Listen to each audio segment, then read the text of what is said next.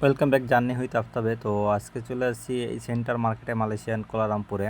তো এই মার্কেটটা জাস্ট বড় লোকের মার্কেট বলা যায়, কারণ এটা একটা, এখানে আসলে বিদেশি বিদেশি ফিল হয়। দেখতে পাচ্ছেন কত সুন্দর একটা ভিউ দেখতে পাচ্ছি ইতিমধ্যে আমরা। তো এই মার্কেটটা আমার পার্সোনালি খুবই খুবই পছন্দ, এবং সেই সাথে এখানে সব ফরেনাররা এখানে মার্কেট করতে আসে। মালয়েশিয়ানা তো আসেই, সেই সাথে মালয়েশিয়াতে যারা যত ট্যুরিস্ট আসে তারা আসে, শুধু বাঙালি যারা আমার বাংলাদেশে এসে তারা আসে না। তার প্রধান কারণ হচ্ছে এই মার্কেটের জিনিসপত্রের দাম অনেক বেশি, এবং বাট কোয়ালিটিফুল এবং অনেক ইউনিক ইউনিক প্রোডাক্ট পাওয়া যায়, যার কারণে এখানে একটু ওইভাবে বাংলাদেশিরা আসে না, বাট অনেক ফরেনার এখানে সবসময় দেখা যায়। তো এখানে একটা আমার গিফট দেখতে পাচ্ছি ইতিমধ্যে, জাস্ট ওই ইটগুলো হচ্ছে ফুল। তো ফুলগুলো জাস্ট অসাধারণ, বাট কেউ নেই, এই জন্য কাউকে কিনে দিতে পারতেছি না। বাট গিফট করার জন্য একটা বেস্ট জিনিস, এটা আমার কাছে খুবই ভালো লেগেছে। দামটা মোটামুটি একটু বেশি ছিল। সেই সাথে এটা হচ্ছে মালয়েশিয়ান কিছু খাবার, তো খাবার মালয়েশিয়ান বুঝি না, মাথায় আসে না আমার।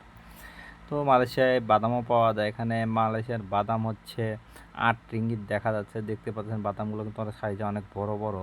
তো 8 রিঙ্গিত বলতে 200 টাকায় আপনাকে 150 গ্রাম বাদাম দেবে। তো এটা হচ্ছে ফুল। মালয়েশিয়া আমি গোলাপ ফুল দেখি নাই, এই দেশের ফুলগুলো যা সচরাচর কিন্তু একটু দাম বেশি। আর সেই সাথে দেখতে পাচ্ছি চকলেটের কত সুন্দর, যে ওয়াটারফল বলা হয়। তো আজকে এই পর্যন্ত, ভালো থাকবেন, আল্লাহ হাফিজ।